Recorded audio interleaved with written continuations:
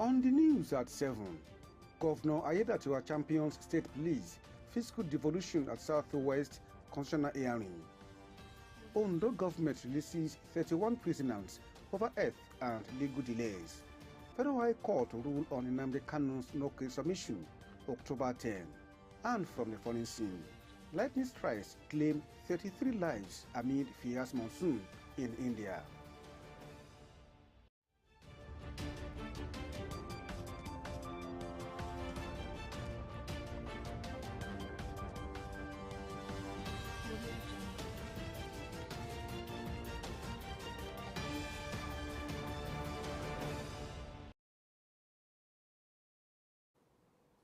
Good evening and welcome to Osrc News at 7 on Osrc TV. Kunle Ario is my name. The Ondo State Governor Lucky Ayedatiwa has situated the call for true federalism, the establishment of state police, and greater devolution of powers to sub-national governments. Governor Ayedatiwa made a call at the Southwest Center B public hearing on the review of the 1999 Constitution as amended, organized by the House of Representatives Committee on Constitutional Review. The event was held at the International Center for Culture and Event, the Dome in Akure, the Ondo State capital. Our Government House correspondent Zima Ebiemi's report is presented from our studio. It was a gathering of key stakeholders from across Ondo, Ekiti, and Osun State as discussion on the future of Nigeria's constitutional framework took center stage, welcoming the delegates and the review committee led by Deputy Speaker of the House of Representatives, Benjamin Okezi-Kalu. Governor Ayedatiwa described the public hearing as a pivotal moment in Nigeria's democratic evolution and a chance to reshape the structure of current realities and the aspiration of the people. The governor acknowledged the 13 thematic areas and over 80 bills under consideration, revealing that Ondo State had already submitted a detailed memorandum outlining its position on critical national issues. This current exercise is a timely and laudable endeavor aimed at bringing the Constitution in line and strengthening it to accommodate the critical concerns and the most pressing needs of our citizens. It is an exercise that presents an opportunity for us to re-examine the framework of our governance structure, to identify areas that require reform, and to make informed amendments that will enhance the stability, security, and development of our great country. One of the major proposals backed by the Ondo State government is a restructured fiscal federalism model, one that allows states to retain 60% of their internally generated revenue, remitting 40% to the federal government. Governor Ayedatiwa also called for a review of the revenue allocation formula, which he described as being skewed in favor of the federal government. On the issue of security, the governor advocated for the establishment of state police, highlighting the limitations of the current centralized policing system in addressing the security challenges across states. It is sufficiently clear that the growing insecurity in the country has rendered centralized police structure unsustainable. The centralized police institution has tried its best, but it has become overwhelmed. These crimes continue to thrive due to delayed response to crimes, a lack of local intelligence on the part of the centralized policing architecture. We therefore call for the establishment of state police to strengthen internal security. This position is further strengthened by the success story of the Amotekun Corps under the Western Nigeria Security Network, which has significantly improved community policing, deterrence and intelligence gathering, in spite of being restrained from lacking sophisticated weapons and lack of prosecuting powers. Governor Aiyedatiwa also demanded an amendment to Section 44 of the 1999 Constitution to remove mineral resources from the exclusive legislative list on local government administration. The governor pushed for constitutional recognition of Ondo State's 33 local council development areas in line with similar demands from Lagos State. In Ondo State, we have functional 33 LCDAs duly created by the state government. We strongly advocate that the proposed bill be expanded and these 33 LCDAs in Ondo State be recognized as fully fledged local government in the first schedule of the Constitution. He equally declared support for the creation of new states, as proposed in some of the bills under review, but was firm in rejecting any plan that could further weaken state autonomy. The position canvassed by Governor Aiyedatiwa received backing from delegates representing Ekiti and Osun State, who echoed similar sentiments and urged the federal government to collaborate more with subnational governments in creating an enabling environment for inclusive growth. We have inclusive governance, which has about 3 bills aiming at creating reserve seats for women and physically challenged persons. Goodwill messages from various stakeholders underscored the significance of the constitutional review process, with many calling for sincerity of purpose, commitment to implementation, and a people-centered approach to governance reforms. As Nigerians continue to seek a more equitable and functional federal system, the voices from the Southwest Zone are united. It's time for a constitution that reflects the needs of the present and the promise of the future.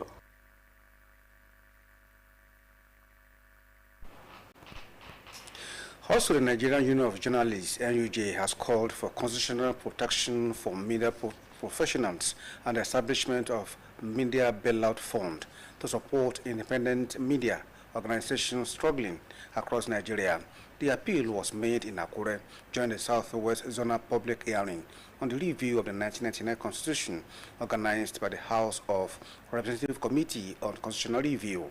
Speaking at the event, the NUJ National President, Halassan Yahaya Abdullahi, represented by Ondo State NUJ Chairman Prince Leke Adebiten, stressed the vital role of the media in disseminating information about government programs and promoting transparency to reinforce freedom of expression and curb impunity against media workers.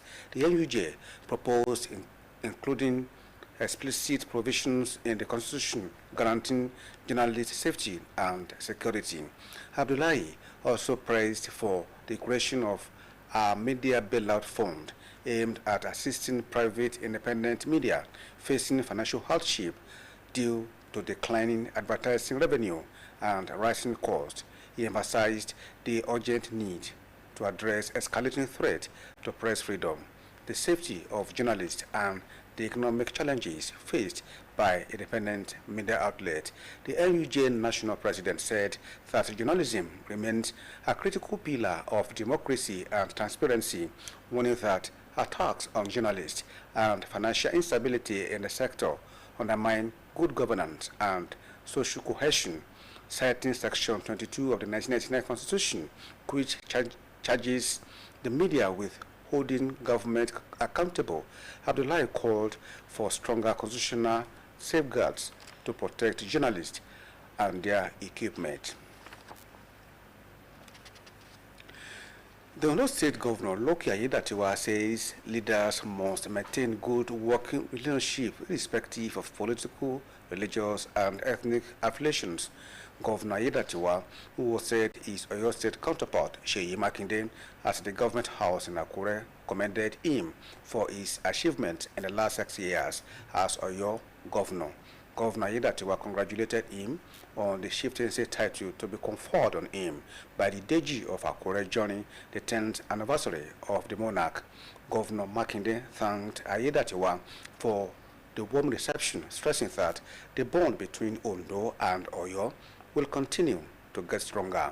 Makinde, who said he will continue to hold Ondo State dear to his heart, commended Governor Aiyedatiwa on the peaceful atmosphere in the state and for sustaining the legacies of his predecessor, Oluwarotimi Akeredolu, especially on the founding of Amotekun.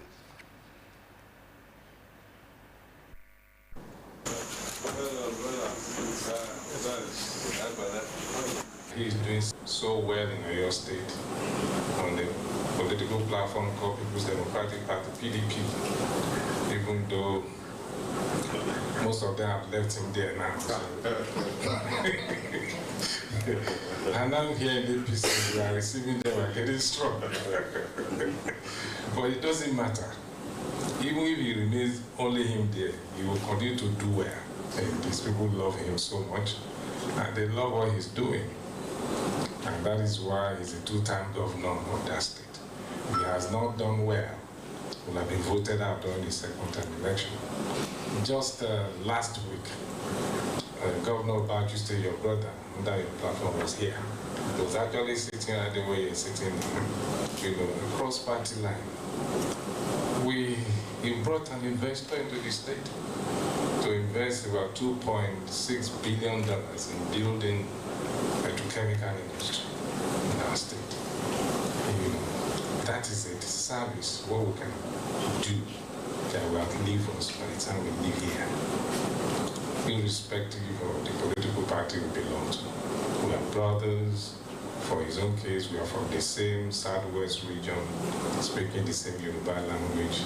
If somebody can come from Bauchi State that we don't even speak the same tongue and find friendliness, conducive environment where he can invest and come to our state and warmly we open our arms to welcome them, how much more my own brother. So who is also a son of the soil on the mother's side, and Akure proper.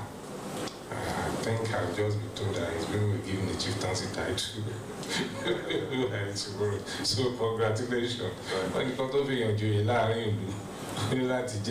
so you must be a very good man, not just a governor governing his people, but here in your motherland, Akure, you have been found worthy to be honored with chieftaincy title. So congratulations.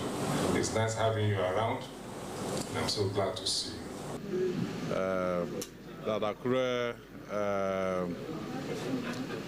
traditional institution, decided to honor me. For me, it's a great honor, and I feel highly elated.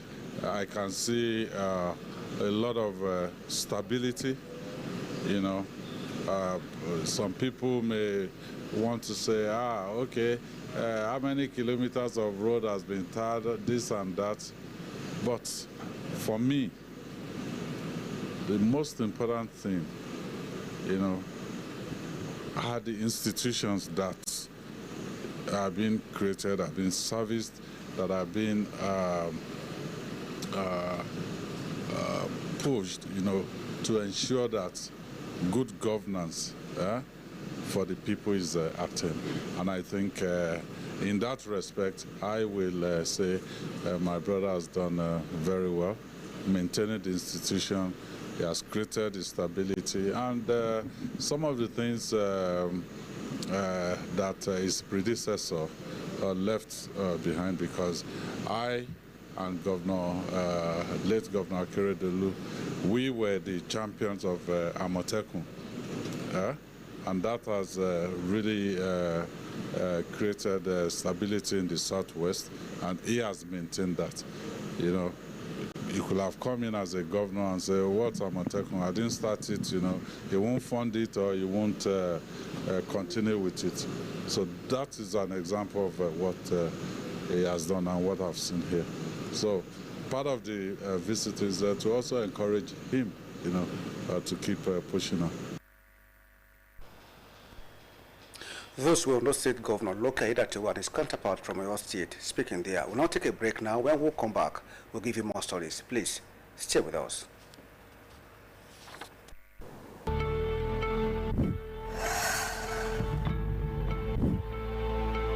The best thing we are doing now is putting housing on the front burner of our needs. We have a successful inclusiveness, and know that it's necessary for our people to get educated and invest in their own life. We will build a fair society.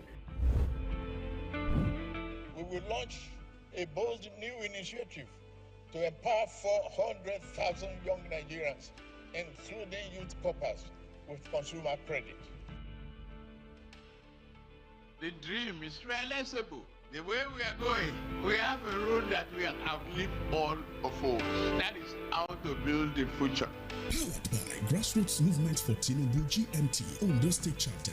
GMT, in God we trust.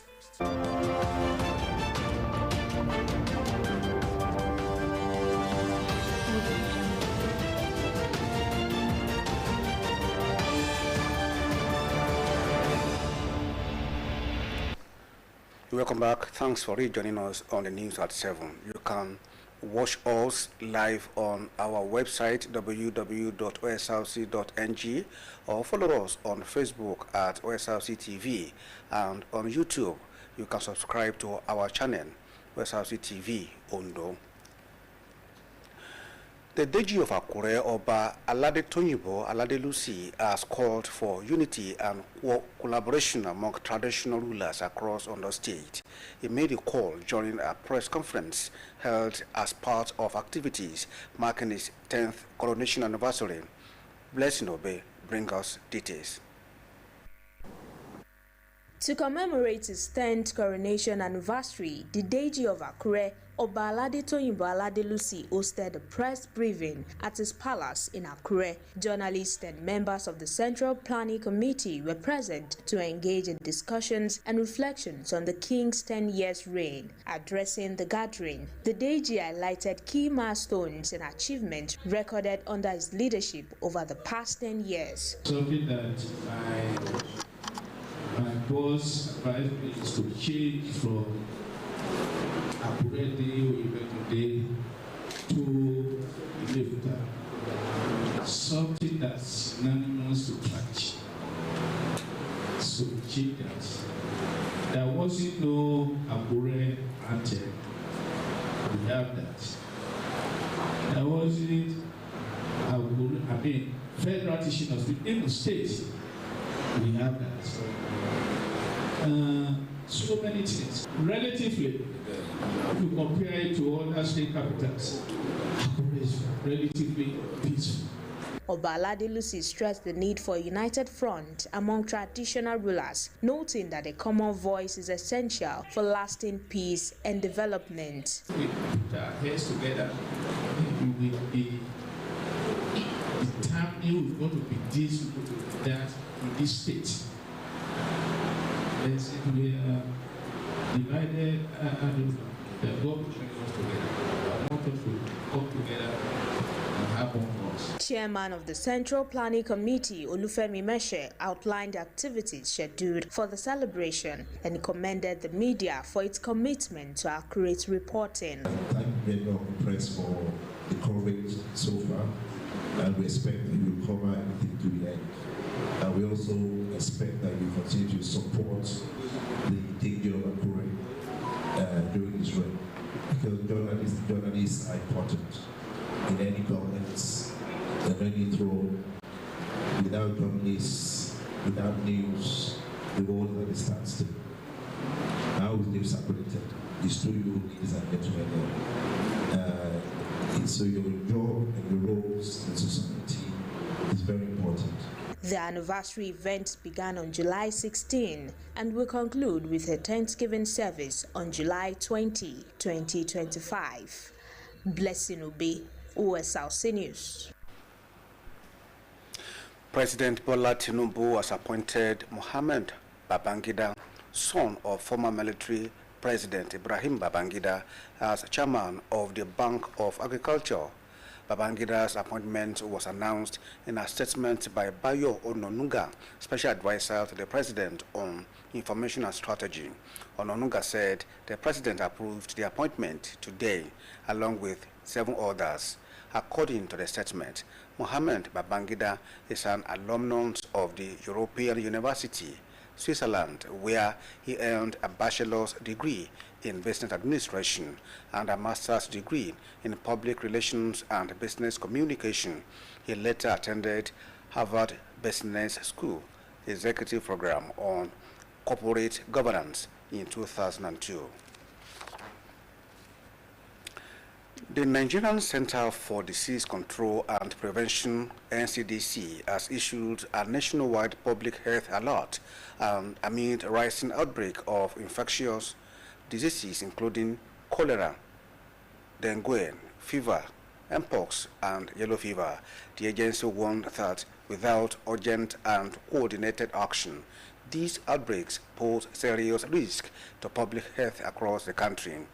As of epidemiological week 26, suspected cholera cases have been reported in 34 states, with Zamfara accounting for 32% of cases. Other affected states include Bayelsa, Adamawa, Delta, Lagos, and Rivers. The NCDC also confirmed a dengue fever outbreak in Edo State between June 9 and 13 following laboratory tests. According to the NCDC, yellow fever cases have been confirmed in Abia, Anambra, Edo, Ekiti, Lagos, and Rivers State. The Public Health Agency called for heightened vigilance and intensified response effort from government health workers and the community to contain the outbreak of and protect Nigerians.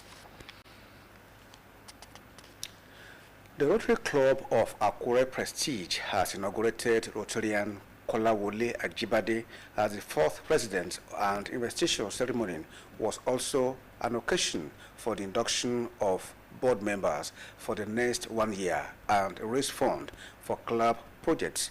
Joy Pius reports that the event, which held in Akure, was attended by Rotarians and guests. It coincided with Ajibade's birthday and grand commissioning of his office complex. Her report.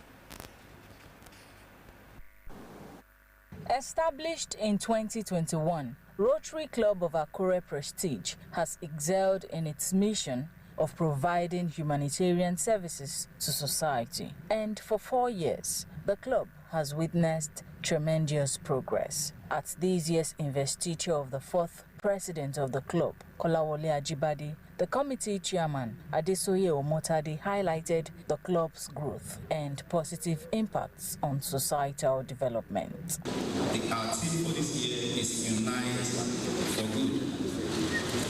This reminds us of the power to come together with common purpose, making a positive impact in our communities and beyond. We've been able to create ripples of change that benefits countless lives. The outgoing president, Victor Oloruntoba, said the club under his leadership was able to carry out a series of projects, urging the new leadership to build on their efforts. As I hand over the reins to our new president, Rotarian Ajibade Daud Kolawole Everton, I have every confidence that he will lead our club to even greater heights.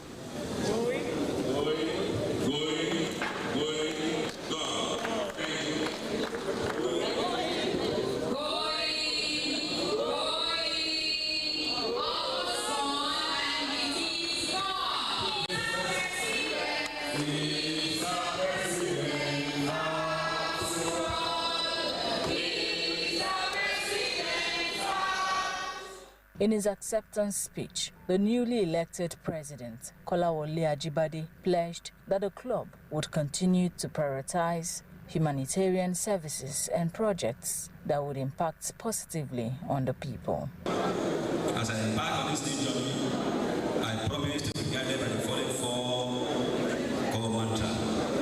1. Progress. 2. Unity. 3. Social development. And 4. Human development. Chairman on the occasion, Dayo Motoimbo, and the keynote speaker, Sunday Fadurile, acknowledged the projects undertaken by the club to meet the community needs urging spirited individuals to continue affecting lives positively. I want to encourage you all to let us plow into the life of mankind. There are people outside there who cannot feed. Every couple that you donate to Rotary today, you can be sure that it will be rewarded. Rotary continue to work stronger due to the unflinching commitments of its members. I appeal to us all to keep supporting Rotary. Award of Excellence were presented to distinguished personalities who have touched lives in their different fields. The new president commissioned an office complex coinciding with his birthday celebration. With President Ajibade at the helms, Rotarians say the club of Akure Prestige is poised to make a meaningful difference in society. Joy Pius, Osrc News. The Chief Judge of Ondo State, Justice Olusegun Odushola, has granted pardons to a 65-year-old farmer and 30 other inmates awaiting trial for various offences. The pardons were issued during a visit to the Olokota Medium Custodian Facility in Akure, the Shegede Custodian Center and the Female Custodian Center in Ondo. At the Olokota Center, 17 inmates were released, while 12 others regained freedom from both the male and female facilities in Ondo town. 2 additional inmates were released to their mothers on bail.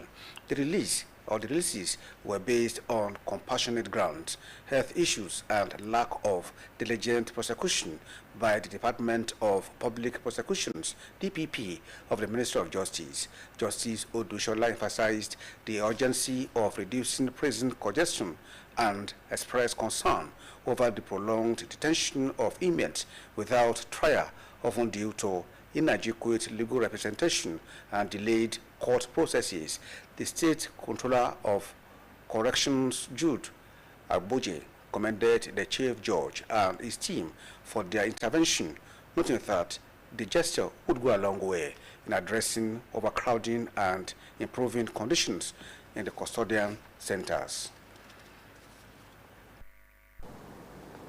And straight to the foreign scene now. Lightning strikes during the monsoon storms in eastern India's Bihar state have killed at least 33 people and injured dozens over 2 days. Officials reported that most victims were farmers and laborers caught working outdoors during fierce storms between Wednesday and Thursday.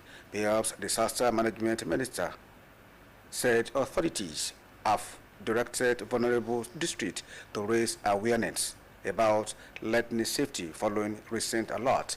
The state government announced compensation of 4 million rupees, about $4,600 for families of those killed. And that's it on the news tonight. But before we go, let's take a look at the main point. Ondo State Governor Lucky Aiyedatiwa has championed state police and physical devolution at the Southwest Constitutional Hearing.